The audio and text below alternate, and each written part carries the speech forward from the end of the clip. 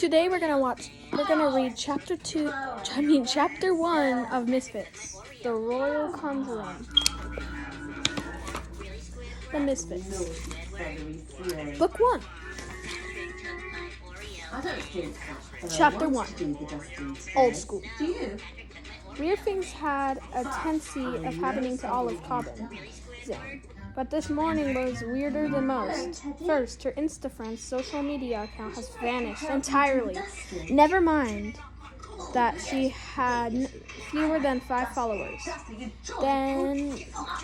Then when she opened her locker to grab her books before class, all traces that Olive's had ever been there had been removed, including her Maggie comics and flower power stickers. And at the school library, when Olive tried to apologize for her overdue library book, she learned that all the finds had been wiped clean. By the way, time Olive reached second period, she was so deep in thought that at first she didn't notice the black cat perched on the classroom's window ledge. Unlike her classmates who never paid any attention to her, the cat was staring right at Olive. When she finally noticed it, it seemed to wink at her before running away. Olive watched the cat disappear, wishing she could run away too. She hated school a lot.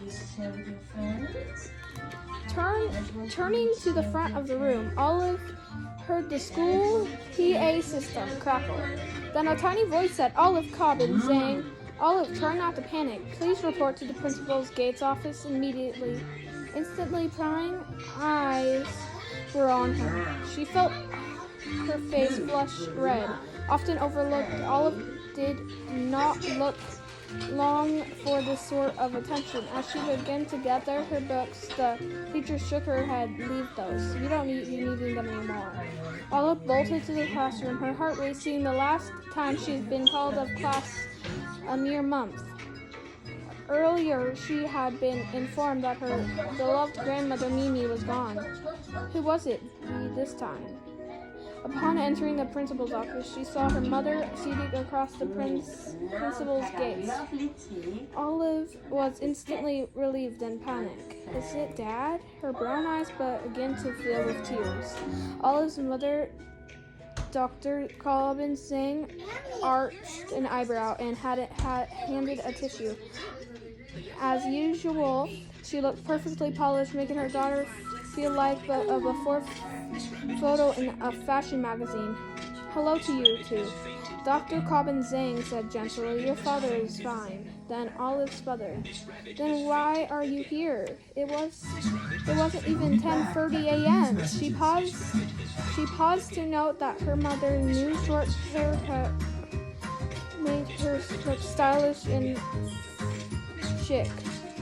2 words that she would never describe Olive. Dr. Cobbin Zhang offered Principal Gates a perfunctory smile before turning back to her daughter. I am taking you out of school," her mother said. Principal Gates yawned, flipped over a magazine, and stuck his nose in one of the pages. Still holding the tissue, Olive asked hopefully for the day. "Yes," Dr. Cobbin Zhang said curiously, and then her mother bit her lip the way she did when she suddenly remembered something. Olive related. "I meant to tell you yesterday, but I got swamped." Now that Olive knew no one had pierced her heart, that returned to a normal. But maybe they were going on a girls' day. That's what Mimi had called it when she'd let Olive cut school. So they could go to the movies, or the mall, or occasion.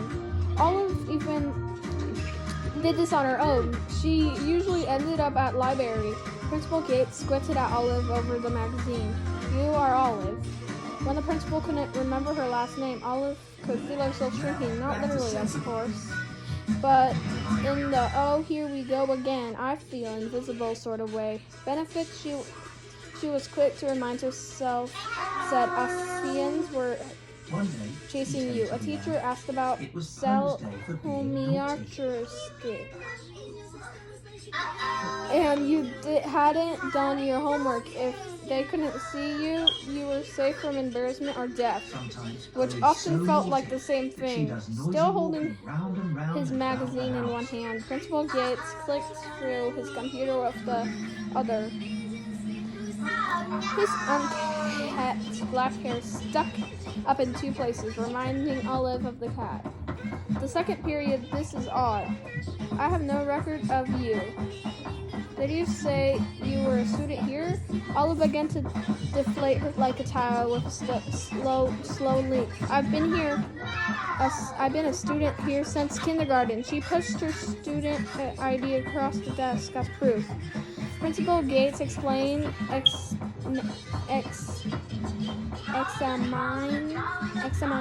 the dented plastic card. Heard this. You're Olive Cobbin Zhang, age 12. She's not 12, she's 11. Dr. Cobbin Zhang said without looking up, she was furiously tapping on her cell phone. Olive thinks, actually I am sorry. Her mother stopped mid-text and studied Olive. When did that happen? Same time as last year. Olive muttered. Then she eyed her mother's phone, even though everyone at her school had a cell phone. She could never bring herself to her parents for one. Besides, who would she call? It wasn't as if there was ever an emergency anyway. Olive's life was so boring. Well then, Dr. Cobbin Zhang straightened the lapels of her grable suit. We shall have related birthday celebration when your father and I return. When your father and I return? How many times had Olive heard that before? She pretended to be pleased about the celebration, but she knew they'd forget. They always did. She had no doubt if her parents loved her. Still, they never hesitated to go on their endless business trips. They always brought her back a snow globe if this made up for leaving. Olive tried to convince that a missed birthday wasn't that important. After all, her grandmother Mimi had said, I wouldn't mind skipping a few birthdays now and then. Suddenly, Olive was hit by a discomforting thought. In her parents' eye, maybe that the thing that wasn't important was her. She was barely 3 months old.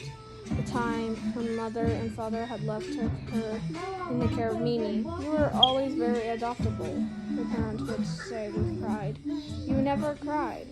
It was no wonder Olive loved Maggie.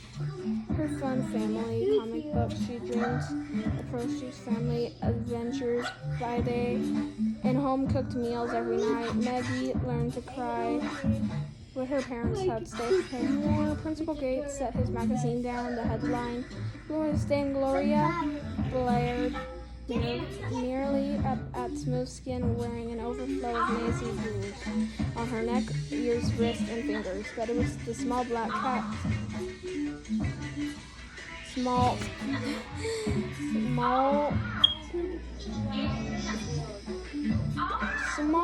black cat with glittery green eyes on Dame Gloria's gown. That caught Olive's eye. Well, Principal Gates, this declared. Bon voyage to you, Olive Cobbin Zhang. He hesitated his mug in the air, spinning coffee all over Dame Gloria. Olive Cobbin Zhang. Olive and her mother corrected him. Both looked at each other, startled but pleased to be in sync for a change. Was this a mother-daughter bonding moment? Olive wondered. Maggie and her mother had one at least every 5 pages. Where will you be going? Principal Gates mopped up the coffee from the magazine. Dame Gloria's face was starting to wrinkle. Dr. Cobbin Zhang beamed. Olive will be attending the acclaimed reporting arts school near San Francisco, she announced proudly. Principal Gates looked stunned. The prison? Olive tried to speak, but with no sound came out. Former prison, Dr. Cobbin Zhang said firmly. They haven't had a prisoner for years.